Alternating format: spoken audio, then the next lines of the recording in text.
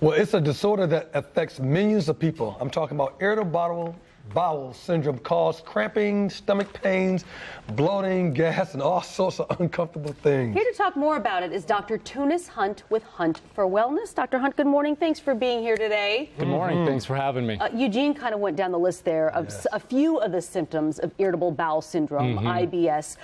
What exactly is it, and how many people are affected by it? I mean, it really is a disease that affects millions of people. It really does. It affects about 20% of the population, about 60 million Americans. And it's really that disease that no one likes to talk about it because it's a little embarrassing. We're talking about symptoms like diarrhea, constipation, and gas and bloating. So, you know, it plagues a lot of people in our society. Okay, why do so many people suffer with it? I mean, what is the cause, and then how do you treat that? Sure. Well, I think the main reason so many people suffer with it is because there's not a clear understanding exactly what causes it. And so a lot of physicians are unsure exactly what to do for it. And people are either told to eat more fiber, like Metamucil and other things. And if those things don't work, a lot of times they're given anti-spasmodic drugs or even antidepressants. And because, in my opinion, it's not really addressing the underlying root cause, people just perpetually suffer with it. So what is it that you do in your office to get to the underlying root cause at Hunt for Wellness? Sure. Well, if you look at the literature, it's very, it's relatively clear on exactly what's going on there, and it can be really boiled down to three main things. The first is a phenomenon called SIBO, or small intestinal bacterial overgrowth. And in our gut, we actually have about 500 million bacteria, different species, about 3 pounds. And good bacteria, right? There's good bacteria, there's bad bacteria, and there's such thing as very bad bacteria. And when the very bad bacteria begins to overgrow or push out the good bacteria, problems can arise. And when bacteria gets in areas of the intestine that's not supposed to be, like the small intestine, it starts to ferment or feed on some of the foods we eat, like sugar and starches. And this creates that gassiness or that bloating feeling that you might get when you eat. There's also a phenomenon called food intolerance. And food intolerance is a little bit different than food allergies. We're all probably familiar with if I eat shellfish or peanuts and we get that anaphylactic reaction.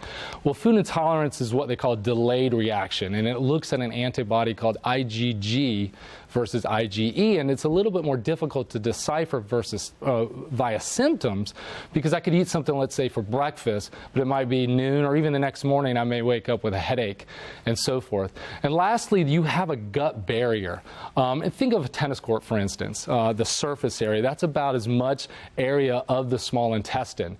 And there's a very small barrier, about 1 cell thick, that separates what we call the immune system, which is about 60% there in the gut, and all the toxins in the environment. And when that that gut lining begins to get broken down, maybe it's due to high stress or poor diets of starches and sugars or alcohol and so forth, those toxins get into the bloodstream. The bloodstream reacts, with the autoimmunity or systemic inflammation, and this causes the IBS, the irritable brain, different things, and so forth. So all that being said, what are some strategies on how to fix it? Is it a matter of changing the diet and removing some of those things that you just talked about? Yeah, unfortunately, I always tell people to get a different result, you're going to have to do something a little bit different. And so changes, for sure, in the diet are necessary.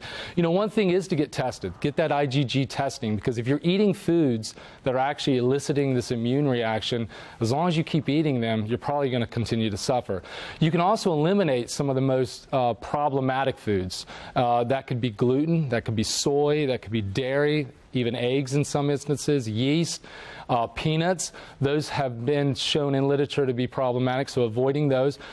Putting good bacteria back in your gut, the probiotic. A lot of times we hear yogurt this and yogurt that. Unfortunately, in my opinion, yogurt alone probably won't do it. You need about 20, 30, or even 50 billion microorganisms a day to get to really make a difference in the gut. And those are some of those? Well, you can get them supplements. Okay. A lot of stores sell them. They sell bacteria. They sell bacteria in a bottle. Gotcha. It's called probiotics. That's it. You mentioned, briefly touch on this, you mentioned stress can contribute to IBS. How can stress play a role? Yeah, so when we're under stress, the glands rather in our body that releases a hormone called cortisol are the adrenal glands. And cortisol is necessary for health, but too much of it can be a problem. And I talked about that gut lining. And so when cortisol is released in high levels, it begins to irritate that gut lining, and that's when some of those toxins viruses and food particles can get into that bloodstream and create that autoimmunity and other systemic inflammation.